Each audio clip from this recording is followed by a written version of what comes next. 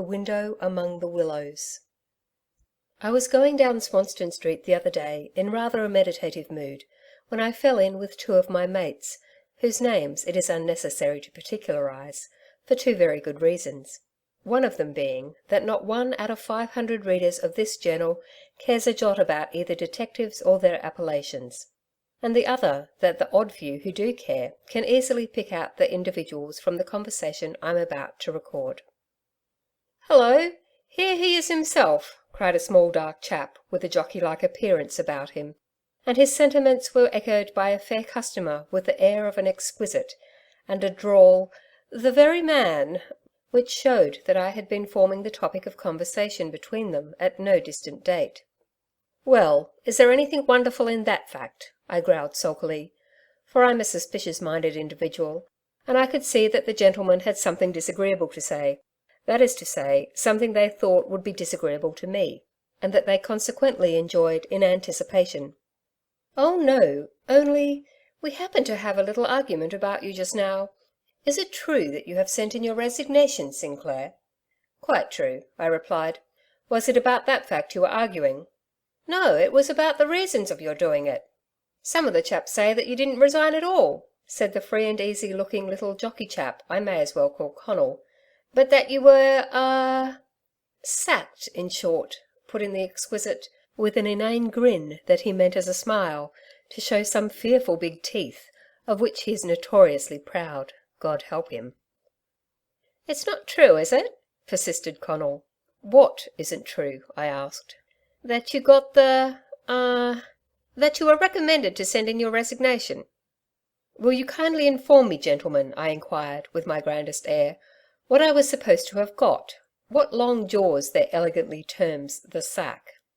"Oh," put in Connell quickly, for he saw I was getting riled, "nothing to your discredit, Sinclair, only, you know, they found out that you're the chap that's writing the D stories for a certain journal, and you know it's against the rules of the service. Policemen are not allowed to have anything to do with the press."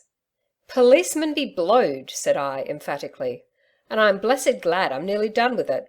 And now, to satisfy your kindly curiosity, of course all on my behalf, let me inform you that I have not got the sack, that I resign entirely of my own behalf, and, to go a little further, as it will save me advertising, I'll tell you what I'm resigning for. I'm resigning because I'm quite independent, and because I think it's high time for me to try and get into decent society." "Oh bother," said, after all, good-natured Connell. "Don't be so sarcastic, Mark. I'm sure we all wish you well." "But we're not aristocratic enough for him," sneered the man with the teeth, as he wrapped his left arm with his short cane and turned his ring finger out as he was doing it.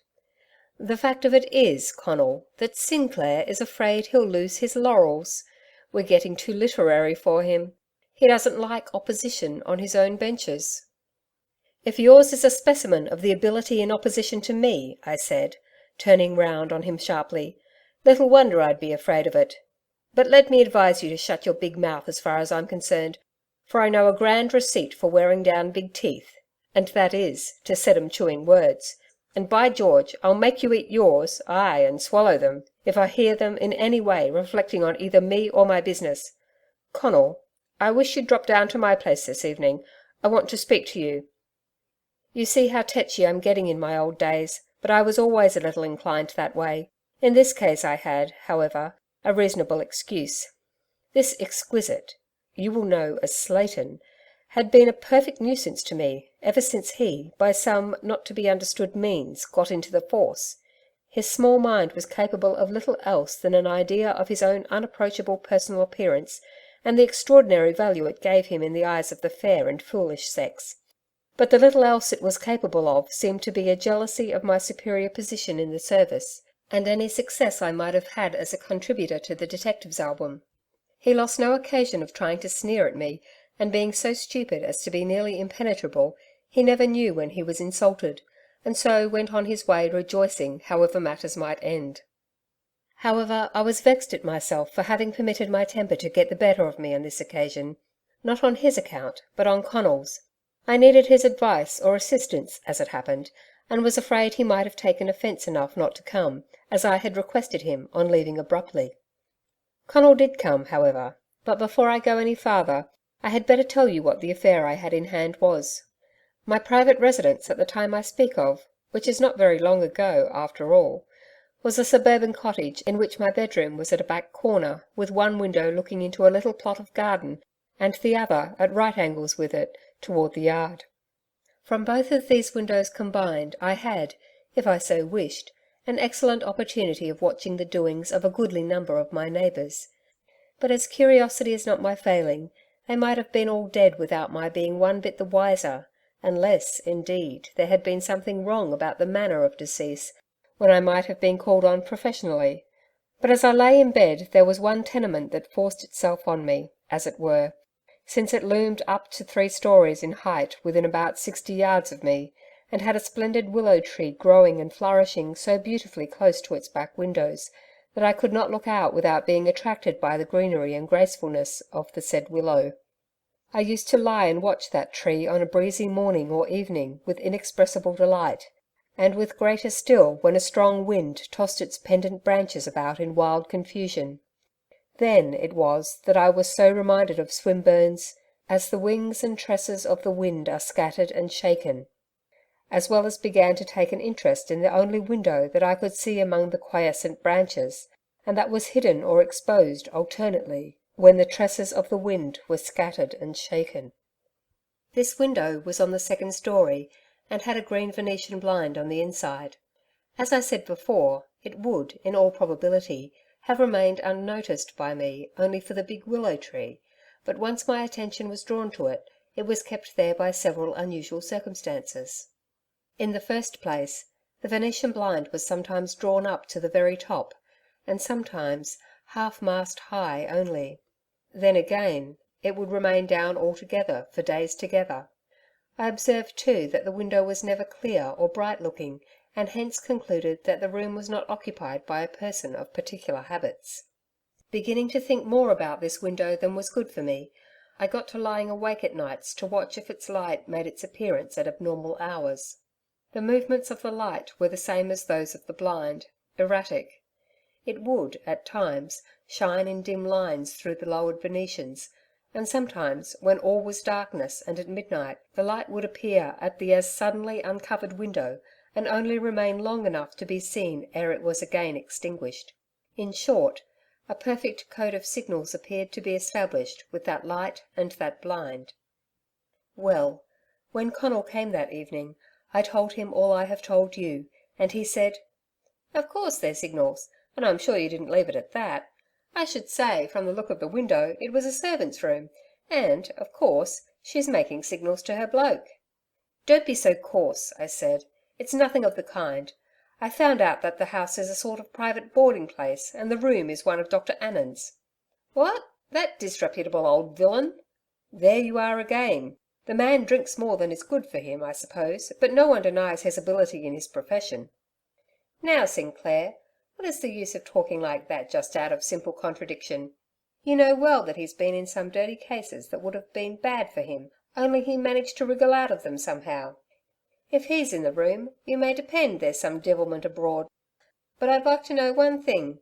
What are you getting me into it for? You used to be rather over fond of working out your own cases single-handed." "Well, I'll tell you the plain fact. If I enter on this, it will drag me into the thing again, and I don't want it. I expect my discharge now in a few days, and I don't want to get into any fresh cases if I can help it." "Oh, you want to shake the dust off your feet at once and cut the connection entirely. Well, all right, I'll do anything you think best. But have you found out who Annan's making these signals to?" "No, we don't know if it's Annan at all, confound you, and without going up to the window, we cannot be certain what windows are within view of it. You see, that tree is so abominably in the way." "The tree's delightful. I could climb up that tree and see in that window with the greatest ease in life, and I'll do it too. Why, the top of the wall is right under it. Send I may live, Mark, but you're getting too old for a debt, or you would have been up in that tree before now. But, at all events, now I'll tell you what I'll do. I'll stop here with you all night and have a look at old Annan's window, and I only hope I'll catch him at something that will hang him, for he richly deserves it." "Come on and have a stroll, Connell," said I. "There's an old friend of mine a bit up the road there that I make a point to inquire for every night. We used to have pleasant evenings before he was laid up. I think he is one of the best chess players I ever played with." "What's the matter with him?" asked Conal, as he lit a cigar when we were fairly out of my gate. "None of the doctors can tell. They've had 7 or 8, but it seems that the symptoms baffle them all, being something quite out of the common line." "They ought to have it Annan," Conal remarked, with a laugh. "He'd settle it in 5 minutes." "He has attended Mr. Leland," I replied, but was quite as puzzled as the rest. "Leland? Did you say Leland?" "Yes, that's my friend's name. Poor old man, I fear our last game of chess is played." "Is their place called Edenthorpe Cottage?" "Yes. Why?" "Why, that's the identical place where Slayton is hanging up his hat. There's an only daughter there, isn't there? And she's bound to have the old chap's sugar, eh?" "Of all the fellows to talk slang, Conal, I'll give the palm to you," I replied. "But indeed, in this instance, you're wrong. Minnie Leland is scarcely more than a child. Why, I don't believe she's 16. At all events, she's old enough to fancy herself spoony on Slayton. I tell you it's true. You needn't be opening your eyes at me that way." "I thought you knew Slayton better than to believe half of what he says," was my remark. "And I can tell you he's been lying in this instance. It would be impossible for Slayton to be visiting there without me knowing it. Leland would tell me at once, especially as the fellow is one of us." "How can the man tell you when he doesn't know himself? They're doing it on the sly. Slayton did speak to the old man some time ago, I believe, but he was dead set against him, and now he's made it all right with the girl. They're to be married as soon as the Governor croaks." It was useless to try and keep Conal off the slang. Besides, I was too deeply cut up to try. I knew that poor Leland was deeply anxious about his girl, but that he had the fullest belief in her innocence and obedience. What a blow this would be to him in his last hours should I feel it my duty to disclose it. Conal read my thoughts pretty well, for before I had time to think, he burst out with, "Look here now, Sinclair, if you go splitting on me about this, I'll never forgive you. See what a row you'll get me into with Slayton, and hang it, no decent chap would go splitting on a mate. No decent chap would have a mate who could be guilty of such dirty action as you tell me Slayton's planning. To take advantage of a poor, silly, motherless child, with no one to watch over her save a dying father, is a vile act." "Oh well," cried my excitable mate, as he tossed away the remains of his cigar, "I'm sorry I spoke at all, but you'll get me no farther into it, I'll tell you. And so long." And without more to do, he turned on his heel and left me to manage my own affairs as pleased myself.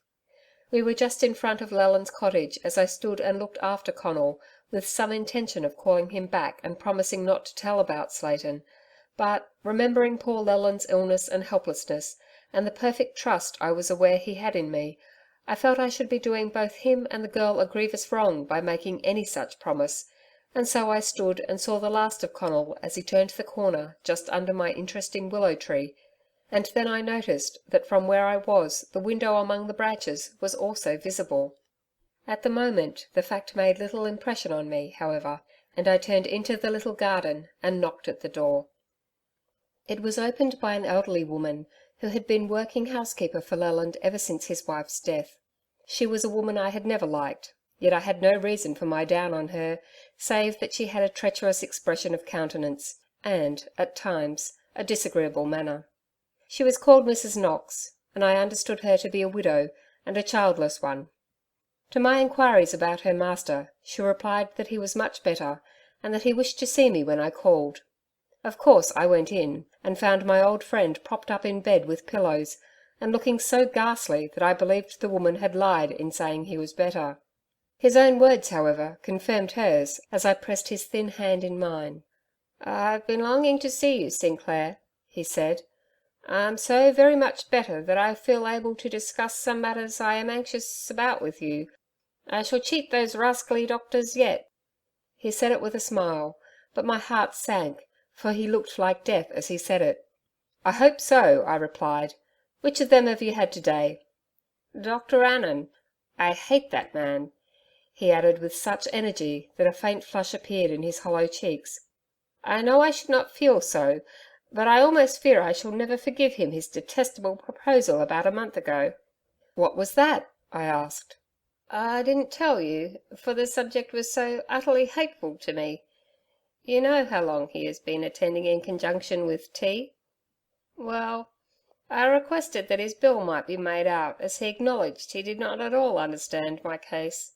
He told me very coolly that the bill would be a heavy one, but that he would entirely forego payment if I would agree to a proposal he was about to make me. And that was? And that was that my body should be handed over to him for an investigation in what he was pleased to call the interests of medical science, after my death. Now, Sinclair, if there has been during all my life one thing I have had more horror of than I can explain, it was the idea of a post-mortem, the idea of being cut up by the careless knife of an unfeeling wretch who must one day become a corpse himself, has something so horrible to me in it that I believe I should not lie in my grave if it were desecrated with my body being placed in it after being disgraced with the saw and scalpel." He shuddered as he contemplated his own picture, and looked so faint that I hastened to try and compose his mind. "If you had told me this long ago, Leland," I said, "I could have relieved your mind. You may be sure that while I live, no such fear need affect you. Thank God you are better. But should anything happen in my time, I promise to you that no rough hand shall touch your body. I will see to that." "Thank you, my dear fellow. I have been afraid to speak of the foolish feeling. I thought you would laugh at me." "Not I. There are many who have the same feeling, and don't care to acknowledge it." I stopped a good while with my friend, and among other things he told me that he had made a will some time previous, and that he had appointed me one of the trustees, as well as Minnie's guardian during her minority. That information decided me on leaving him in ignorance of the girl's folly, for in any case I would be able to prevent Slayton's plan from being a success. As it happened, however, I met the girl herself entering the gate just as I was leaving it, and determined not to lose the opportunity of giving her a hint. Minnie Leland was a pretty, silly girl, with the usual girl's opinion of herself, yet a real affection for her father. She ran to me at once and took my hand. "How do you think Papa is to-night, Mr. Sinclair? He was so much better this morning that he wanted to get up, only the doctor wouldn't hear of it." "He says himself he's much better, Minnie, but I don't think he is. I never saw him look so bad. But he's in excellent spirits. I'm glad I met you, as I have something very particular to say to you." I daresay the girl read something accusing in my eyes, for her own fell, and her face flushed up to her hat. "Are you aware, Minnie, that your father has made me your guardian in the event of his death?" "Yes, Pa told me," she replied in a low voice, but without raising her eyes. "Well, I didn't know until a little ago, and I'm glad he has told you, for I do not want to distress your poor father, for whom I have always had a sincere friendship, and who has been such a good father to you. Now that I know, and you know that I have some sort of right, I must warn you that you are doing a very foolish thing in keeping up any clandestine intercourse with Slayton." I didn't." "Now, don't tell a lie about it, Minnie, for it will do no good. I know all about it, and I'll put a stop to it. Slayton is quite unworthy of you, and wouldn't look at, much less speak to you, only that he thinks you will have money. He would throw you over tomorrow if he did not believe that your poor father's death would leave you well off." "I think you wrong him, Mr. Sinclair," she said, plucking up courage in defence of her own charms. "I know I don't, Minnie, but now I've said all I have to say, and I can prove what I've said, unfortunately. For indeed, my girl, I am sorry to say your father's position, as regards money matters, is very far from being as comfortable a one as people fancy." And then I went away and left her. I had only told the girl the truth about my poor friend's affairs. His long and strange illness had cost a small fortune, and he himself feared that when affairs were wound up, there would be but a small provision for his child should he be taken away from her. I thought of it a good deal when I got home, and, between Leland's affairs and my mate Connell's desertion, I was so upset that the idea of sleep was quite out of the question. It was a still and warm night, so I sat long at the open window of my room, until I saw the light make its appearance at that other window in which I was so much interested. All at once it struck me that I had noticed that window among the willows from Leland's place, and goodness knows what idea came into my head to go out again and see if by any possibility there was any communication between my friends and Dr. Annan's window. Some horrible recollection of what Leland had told me about Annan's proposal put some thoughts into my head that kept there in spite of me, and I got up and put on my hat, determined to have a spy around on my own account, in default of Connell's help. I had smoked and read and thought away a few hours, and it was late when I slipped open my private door and gained the right of way at the back. As I neared Leland's, I heard the whistle of the last train just coming into the station, and to my astonishment, right under the street lamp, a man vaulted over the low garden fence and dashed down the lane like a madman, evidently on the run to catch the return train to town. I saw his face full in the light and recognised Slayton, so you may guess my annoyance at discovering that at such an hour he paid clandestine visits, doubtless to the silly child Minnie. I went round the premises, but not a chink of light was to be seen anywhere. Had it not been for the evidence of my own eyes, I might have believed that every inmate of the house was buried in the most profound and innocent repose. I had half a mind to seek an entrance at the instant, but when I remembered that much might depend on my poor friend's undisturbed rest, I turned my back and went home. The first thing I do in the morning is to tell Leland, I thought. The girl is not to be trusted, but surely a decided command from her father, and he in a dying condition too, would have a decided effect. And so I went to bed at last, leaving still the light burning in that window up among the willows. As soon as I rose on the following morning, and without waiting for any breakfast, I went over again to Leland's.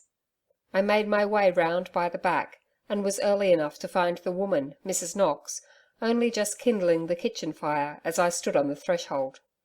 The first strange observation I made was, that a lamp with a clear glass globe was burning close against the little window, and involuntarily I looked back toward the willow window to find it was really within view of Leland's kitchen, and, of course, of the light in the window of it. Some little noise I made had attracted the woman, and as I turned toward her again, she had raised herself from the fire, and was making a grab at the lamp. "You're an early visitor, sir," she said, in no pleasant tones, and as if she resented the intrusion on her premises. "Of course there's no one up yet but myself." "I came to see you especially, my good woman," I said, "and as soon as you put out that lamp, which you are burning at a very strange time, I'll trouble you to attend to me for a minute or two." "I had a job with the fire this morning," she observed sulkily as she blew out the flames, "and thought I wouldn't have a match left, so I lit the lamp." "Ah, was it by any chance in here that Miss Minnie had the interview with a young man near midnight last night?" She stared at me, and her face grew red and angry, but I'd give her a chance to say a word. "I saw a man I am acquainted with jumping over that fence last night, and I'm quite certain that he couldn't have had an interview with your master's daughter unknown to you. I'm certain you're conniving at this, and I came here especially this morning to tell you that you ought to be ashamed of yourself, and you the only woman the girl has about her. I mean to tell my friend Leland this morning all about it, and if it is as I suspect, I promise you that your place here will be empty before tonight." The woman's face grew red with anger, and if she had followed her inclination, she would doubtless have abused me soundly. As it was, she knew where her interests lay, and controlled herself. "It would be very hard on me, sir, to put me out of work, of making an honest living. It's not my fault that Miss Minnie is headstrong and unbiddable. Besides, she is mistress here, and I am only the servant." I would not condescend to bandy words with the creature, and not wishing to disturb my poor friend so early, I turned on my heel and went out. And then I took it into my head to speak to Slayton himself. I had such a poor opinion of his character, as firmly believed that, the instant he believed the girl Minnie penniless, he would drop her, though it should break the silly girl's heart. So when I had transacted some necessary business of my own, I went into town. It was about 10 o'clock when I reached the office, and the first man I encountered was Slayton himself. He looked at me rather strangely and consciously, I thought.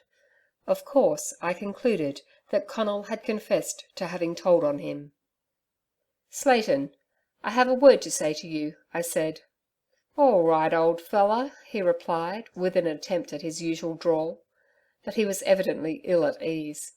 He was going to the City Court, and I walked with him, beginning to say what I had to say at once and without circumlocution. I have become aware of your conduct as regards Minnie Leland, and saw you leaving the place last night at nearly midnight. Now, Slayton, my opinion of you is so poor that I believe if you were aware of the girl's position you would drop it at once."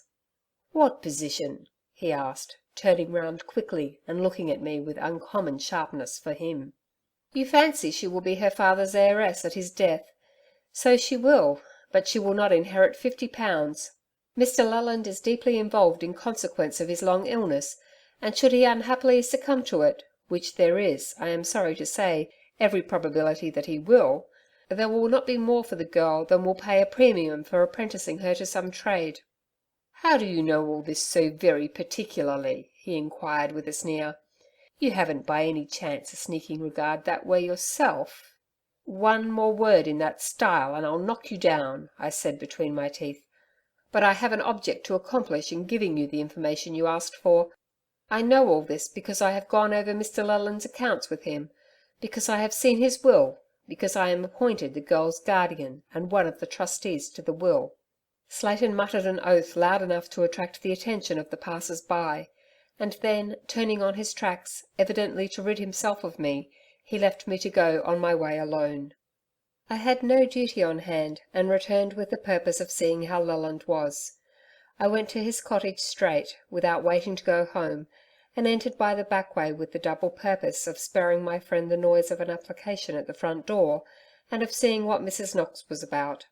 Picture to yourself my dismay and distress when I was met by the woman rushing out with the startling intelligence that Mr. Leland was dead, and that his wretched daughter had disappeared from her house.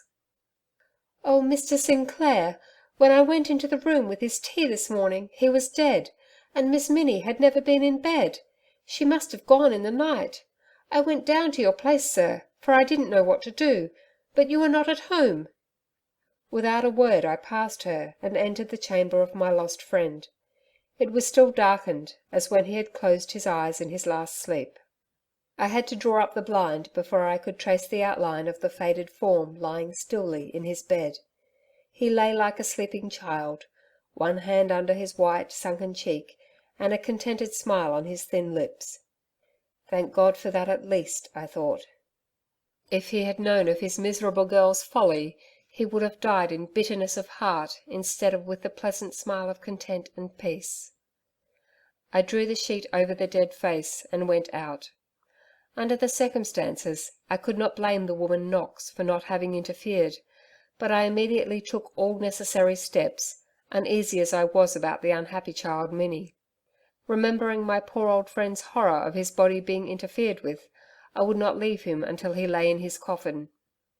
When that was accomplished, I went away to search for the poor child, to look her last upon her father's dead face. And where should I search for her? Where, but by watching or threatening that villain Slayton? But fortune favoured me. I took a short cut through the gardens, and, not sorry to have a quiet opportunity of thinking in the coolness and quiet, I sat down on a seat under a tree and filled my pipe. It was now evening, and pleasant shadows were lying on the grass under the great old trees, for ours is no highly cultivated and carefully tended gardens, but an enclosure from the original bush, with the young plantation springing among the rough grass. I had not been many moments sitting there when voices seemed nearing me, and I started to my feet, for I fancied I had recognised Slayton's drawl. Drawing back behind the bole of the tree, I stood and listened. Presently, along the untended walk came two figures, Minnie Leland leaning on the arm of Slayton. Even as I looked, he stopped, and drawing his arm from the clinging clasp of the poor girl, assumed a sharp manner I had not deemed him capable of. "Now, I've got something to say to you, Miss Leland," he began, without the suspicion of a drawl. "I've brought you out here where none of the women at that house could hear, and, besides, the landlady decidedly refuses to harbour you." I could see the poor child's face grow white in the fading light as she stared at Slayton with eyes distended with horror. "What do you mean, Charles? Oh, what are you saying?" "I'll soon tell you what I mean. I mean you to go straight home to your dad again, and no blessed fuss about it. I've been most abominably taken in, miss. You led me to believe that you'd have a pot of money when your father died, and instead of that, I understand he'll die a pauper." Minnie's breath came in gasping sobs as she clasped her trembling hands and fell against the tree behind which I stood. "You said oh, Charles, you said we were to be married today." "It's a lucky job for me that we were not. Perhaps your friend Sinclair will take you in hand. And now, clear out." The words were hardly out of his mouth when he was felled by a blow from my fist. "Lie there, you cowardly villain," I cried, "and if you should never rise again, the world would be all the better of the loss." And then, taking Minnie by the arm, I led her sobbing home. For some time I let her shed her tears unrestrainedly, but at last, remembering how much greater cause she had to weep than she herself was aware of, I spoke to her. "Minnie, stop crying," I said. "If you do not, you'll have no tears left to shed for a more bitter sorrow than the desertion of a scoundrel." She dried her eyes and looked at me with terror. Doubtless a suspicion of the truth made the uncertainty terrible to her. "Prepare yourself for a shock, girl," I hastened to add. "Your poor father lies in his coffin and will never know how his child has disobeyed and dishonoured him." Her wild outburst of remorse and grief at this intelligence was pitiful to witness, for, as I have said before, the unfortunate child really loved her father, nor had she ceased to sob and cry when we reached her home. No sooner had she, however, entered the house than the solemn silence that always seems to tell of the presence of death awed and silenced her, and it was with great reluctance that she followed me to her father's room. I, however, insisted upon her looking at the calm dead face, as I thought the sight might have a better effect upon the silly girl's future than 20 sermons. So, leaving her kneeling by the coffin which lay upon chairs, I closed the door behind me and went to see the undertaker. In order to fulfil my promise to the dead, I had determined to watch the body all night, and even to have the coffin closed before dark. I had got the doctor's certificate and taken every precaution, but man does not dispose of the events he plans. The full moon was just making her appearance as I hastened home for a snack, and when I returned in, say 20 minutes after, I saw emerging from the gate in a hurried and disordered manner, Minnie Leland. It was impossible not to see that the girl was almost wild and full of some terrible purpose. What that purpose was only too evident. As soon as she reached the road, she turned down the path that led to the not distant Yarra, and with uncovered and dishevelled hair, flew down the moonlit road like a hunted fawn. As I sped after her, the thought presented itself to my mind of that detestable woman Knox, having said something to drive the girl to distraction, and I thought a day of reckoning would occur between her and me before long. The thought did not lessen my speed, but the girl's speed far outstripped mine. Once I gained so on her that I could hear her hard panting breath, but as she doubtless also heard my pursuing footsteps and seemed to gain fresh strength for her flight, she reached the river long before me and disappeared from my sight. At that part of the Yarra the banks are steep, but worn into the descending paths by the feet of boys going to fish or bathe. The water here lay in the shadow of the bank, while in the centre of the stream patches of moonlight flickered on the moving water. I peered all around the margin of the river, but could see no moving object. I listened, but could hear no sound. What could I do? The poor girl could scarcely have flung herself from the bank without me hearing the sound, and she might have darted to the left to escape me, and seek a less steep part of the bank from which to take the fatal leap. As I skirted the river in hopes of overtaking her ere it was too late, I saw a little boat fastened to a stake on the bank, with, fortunately, a pair of sculls lying in the bottom. Under the circumstances, I felt no hesitation in making use of it, and rowed up and down until I had abandoned all hopes of saving the girl. Once I fancied I saw a floating garment, but it was only a patch of moonlight among the rushes, so there was nothing for it but to report the matter to the police and return to Paul Leland. I did so, and when I reached the cottage once more, it was a late hour at night, or rather an early one in the morning. To my astonishment, the place was in utter darkness, and I had to grope my way into the kitchen and strike a match to examine into the state of matters. Fortunately, the lamp to which I had such an objection was still standing in the window, and lighting it, I set to examining the premises. There was no appearance of the woman Knox anywhere, even in the room where she had slept off the kitchen, Not a vestige of her clothing remained. She had evidently cleared out for good. For what reason it was easy to suspect. She had either driven poor Minnie to distraction and feared the consequences, or was guilty of some other heinous offence, the consequences of which she dreaded. What other offence had she been guilty of? Carrying the lamp in my hand, I went into the chamber of the dead. My first glance rested on the coffin, my next on some damp spots on the floor near it, which had evidently been lately scoured. What did this mean? My blood boiled as I feared that the circumstances had obliged me to be unfaithful to my promise to my dead friend. I had not been able to keep guard over his sacred remains. I was almost afraid to look into the coffin, dreading I knew not what. When I did raise the lamp over the dead face, I saw that it was covered with the linen face cloth, just as it had been when I uncovered it for Minnie to see once more her father's face, and that everything around the corpse looked as I had left it. My professional instincts were not, however, to be deceived, and perhaps the old Highland superstitious training was, as I grew older, asserting itself. At all events, as I uncovered my dead friend's face, I saw that the peaceful smile with which he had stepped into death was gone, and that in its place was an expression of intense pain, as though of an agony too great for endurance. I flashed the light to and fro over the dead face in hopes that the shadows were deceiving me, but no, the pained look was in the dead face yet.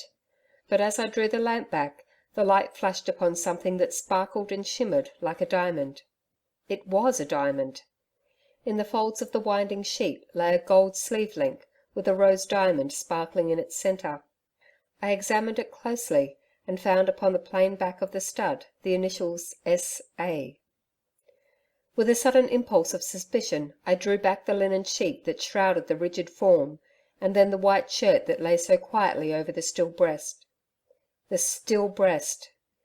There was down the quiet bosom the mark of the saw and scalpel, a livid mark and a great weal, where horrid stitches, coarsely and carelessly put in, made my heart sore as I looked. I had seen many post-mortems, and assisted at them. Aye, and used saw and scalpel myself when a drunken doctor was too nervous to use them himself. But it was not upon the body of a friend whom I had loved as a father. What was it that made me suspect more of evil? It was that the poor dead chest lay lower than it ought to do, and that a large cloth had been laid over it to fill up the space. I felt like a man demented for the moment, and seizing the undertaker's screwdriver and screws, which lay on the mantelpiece, I hastily screwed down the coffin lid, and locking all the doors, went in search of Dr. Annan. I knew that his name was Samuel. He had been in too many police cases in which I had been engaged for me to make a mistake about that. What was I to do? It was too late to get out a search warrant, but on the track of Dr. Annan I must go. As I left the death-stricken premises, I could not help thinking of the once happy girl who used to make the cottage merry with her lively and loving ways, and of the old friend in whose society I took such infinite pleasure. One was now, in all probability, lying in the cold waters of the Yarra, and the other lay in his coffin, desecrated by a fiend in human form, and deserted by the very woman whom he had rescued from poverty and disgrace. It seemed hard to leave him there alone in the deserted home, but my errand was to avenge him. I wonder if, as we grow old, we grow more hardened and yet more impressible. I wonder if, as our years accumulate, we feel the griefs we would have felt in our youth less acutely, and yet resent them more. Even at that hour in the night, a subdued light gleamed in Dr. Annan's window. I saw the great willow tree waving its drooping branches in the night breeze, and with the now dipping moon laying flickering light upon its tremulous leaves, and a sudden remembrance of Connell's suggestion to climb up to that window presented itself. Well, it was true. I was not very young. Rheumatics and various troubles that remind us we have lost our youth afflicted me, but if I knew my own capabilities, I could climb that tree yet. Before 10 minutes had elapsed, I was on the top of the wall. Before 10 more, I was lodged in the branches of the willow. At first I dreaded that a dog might be on the premises and betray my presence, but after I had mounted to the level of Annan's window, I was satisfied that I had nothing to fear on that score. I presume that at his elevation the doctor had no fear of espial, At all events, his window was uncurtained, and the Venetian blinds drawn up. Not only that, but it being a warm night, or perhaps from some other reason, the window sash was partially lifted. My position was rather a precarious one, but I managed to secure it while I looked into the room in which I was interested. Dr. Annan was lying back in an armchair with his eyes closed and an unmistakable snore emanating from his open mouth and dilated nostrils. On the table at his hand was a bottle of brandy, nearly empty, and a glass with the remains of a cigar dropped into it. It was impossible not to see that the man had been following his usual course of self-indulgence and left the remains of his orgy upon the table. There was, however, the remains of something else upon the table that made my blood run cold, thinking, as I did, of the silent tenant of the deserted cottage at a little distance. It would ill become me to reveal to you the secrets of the dissecting room, but there were red spots upon the cuff of the shirt that covered an unclean hand hanging over the back of a chair where the drunken scientist sat. Nothing could have kept me out of that room after what I had seen. At the risk of my neck, I raised the sash and crawled in. Then I had a regular inspection of the room. My heart beat with the old professional ardour, and I was a detective once more. Nor had I, in this case, much trouble to sheet home an illegal offence, for on the stained cuff of Dr. Annan's shirt sleeve glittered the fellow of the diamond stud I had found in Leland's coffin. I took him by the shoulder and shook him soundly. It was no easy matter to arouse him, but when I had done so, he staggered to his feet and, casting one glance at the table, confronted me. "Who the deuce are you?" he said hoarsely, for I dare say he was afraid of arousing the house and bringing more witnesses of his crime. "How did you get into my private apartments, and what do you want?" "I got in by the window," I answered, "and I want you." "You impudent burglar," he said. "I've a good mind to make a slash through my breastbone, otherwise my sternum, with that discoloured sore I see on the table there, and steal my heart out to examine it." He looked stunned for an instant, and seized the bottle as if to throw it at me, but changing his mind, he raised it to his lips and gurgled the contents down his throat. "Now I'm ready for you," he observed, with a chuckle of enjoyment. "What do you want? And who the are you?" "I have answered both these questions before," I replied, "but as you are in a state of muddle, I will answer them again. I am Detective Sinclair, and I am here to arrest you for mutilating illegally and stealing portions of the body of George Leland." "Show me your authority," he said quickly, and trying to fasten the cuff from which he had lost the stud. "Of course, if you have any right in such a matter, I will not dispute it." I held my detective card before him as I spoke. "That is my authority, and now, Dr. Annan, I'll trouble you to come to the police office without any fuss. You are such a slippery eel, and have so often wriggled out of trouble before, that you may reasonably hope to do the same this time." "Sinclair, I remember you now. Cannot this be condoned?" was his next question. "I am open to any arrangement." "Will you give me the mate of this stud?" I asked. "I see you have it in your sleeve. Or will you bribe me by offering the return of my dead friend's mutilated remains? By the heavens above us, if I didn't hope to give you 10 years, I'd pitch you out of that window like a dead dog." He saw I was in earnest then, and grew slightly pale. "I beg of you not to expose me to the people of the house," he pleaded. "I will go quietly with you. I can get out of the house without disturbing anyone."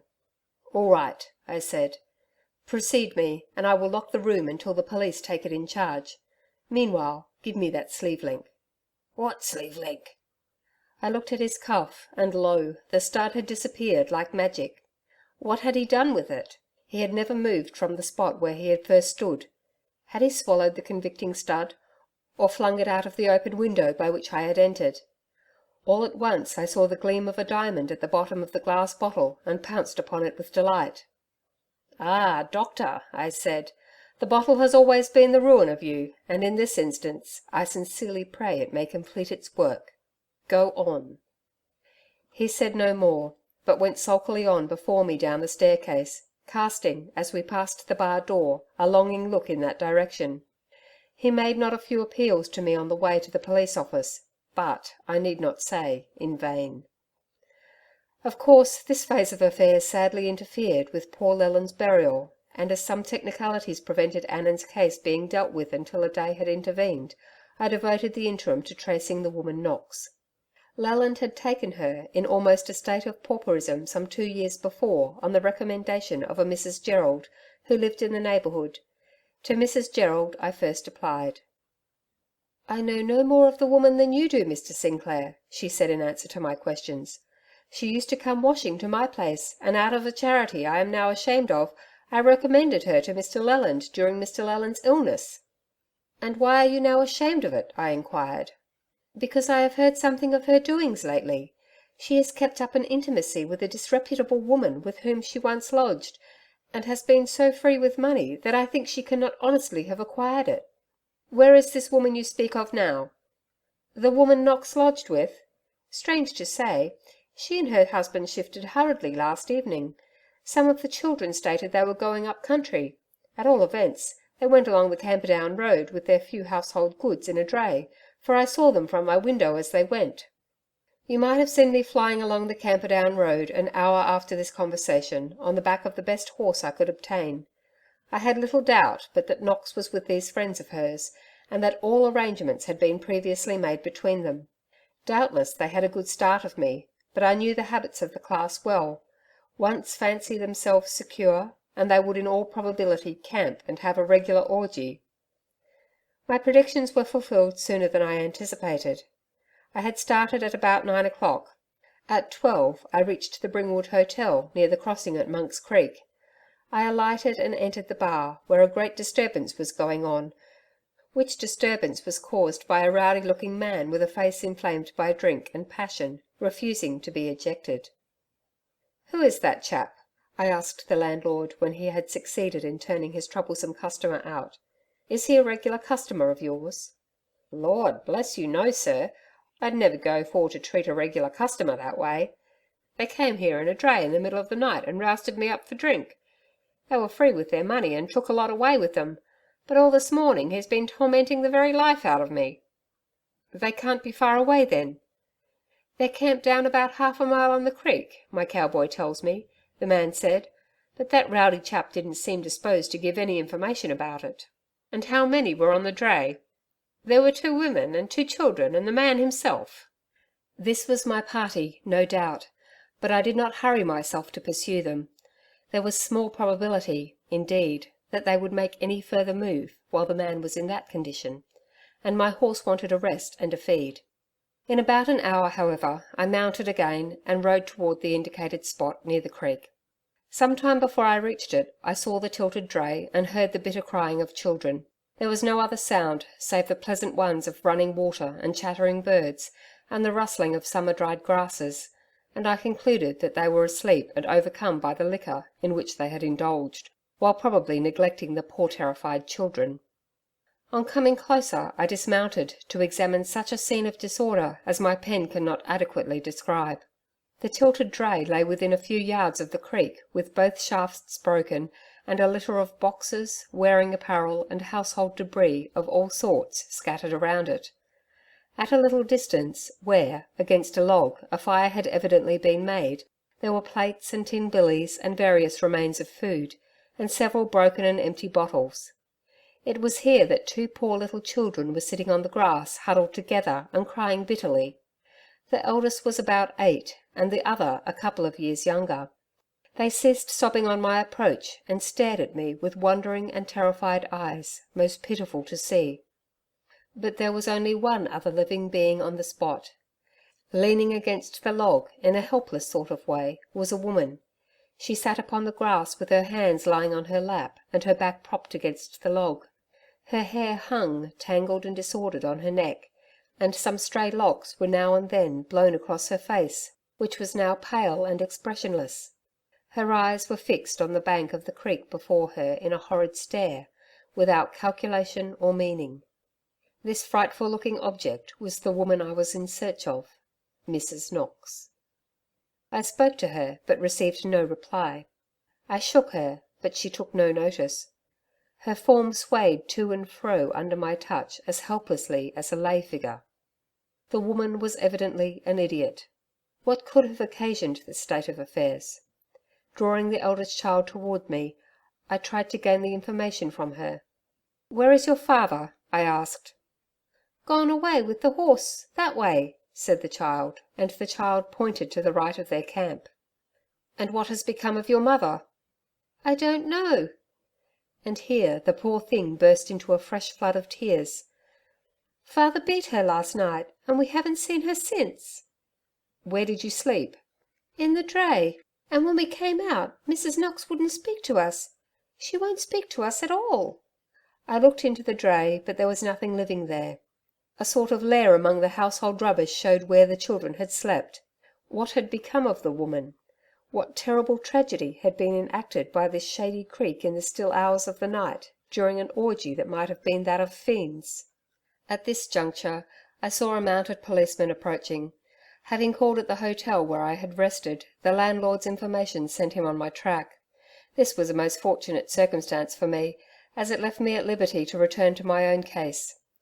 My object in following this wretched woman was entirely frustrated by the condition in which I found her. She was quite incapable of giving evidence against Annan, whose accomplice she evidently was.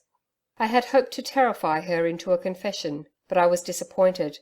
So, leaving her and the children to the constable in whose district they were, I rode back to town. It was dusk before I reached home, and I had called on passing the police station to inquire if anything had been discovered of poor Minnie Leland. There were no tidings of any kind, and quite jaded, I went home for a little rest and refreshment. Dr. Annan's case was to be brought before the court on the following day, and I was very anxious about it. Leland's place, containing the corpse, was in charge of the police, and as I passed it, I saw the constable pacing up and down in front. Having partially refreshed myself, I went up once more to Leland's cottage.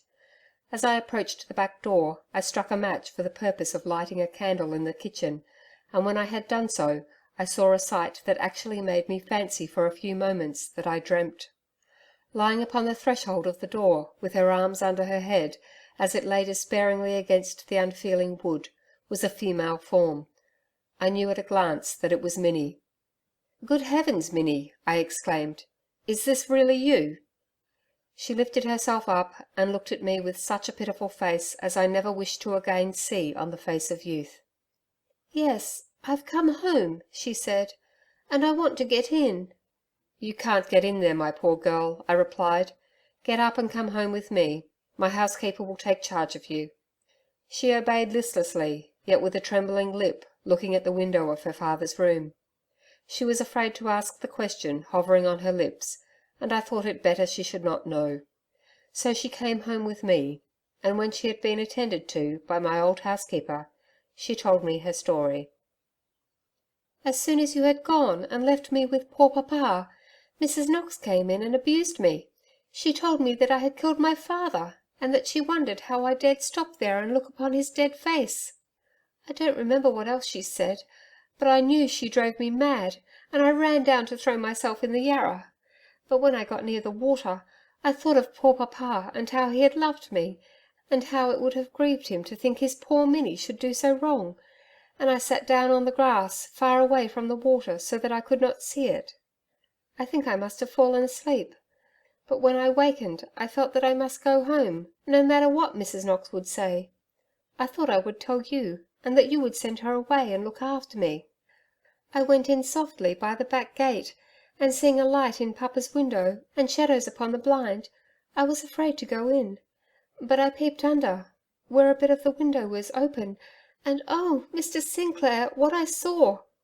It was some minutes before she was able to proceed, so overcome was the child by the memory of the scene. At last she collected herself and went on. "Dr. Annan was giving Mrs. Knox money, and they were laughing about the way they had managed some signals in the windows. It appeared that as soon as papa died, Mrs. Knox was to let Dr. Annan know. Oh, Mr. Sinclair, I can't tell you. Dr. Annan had a parcel in his hand, and oh, oh, oh!"